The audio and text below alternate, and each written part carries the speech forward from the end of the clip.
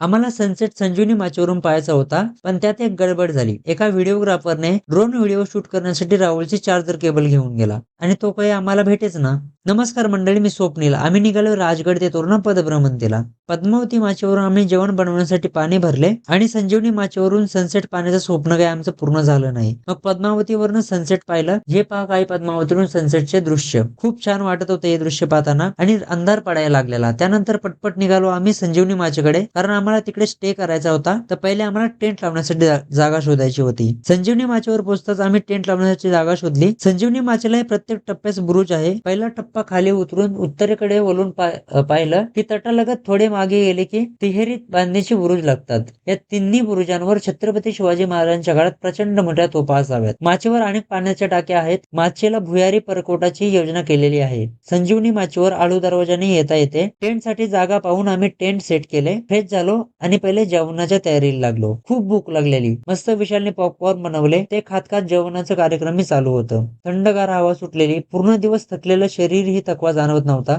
जेवण केलं आणि मस्त आकाशामध्ये चंद्र ताऱ्यांचे दृश्य पाहिले आणि मस्त झोपी गेलो. आणि आम्हाला तिघांना सेम असा भास झाला, ज्याने आमची झोप पूर्णपणे उडालेली. काय झालं ते सांगतो नेक्स्ट पार्ट मध्ये. फॉलो करायला विसरू नका.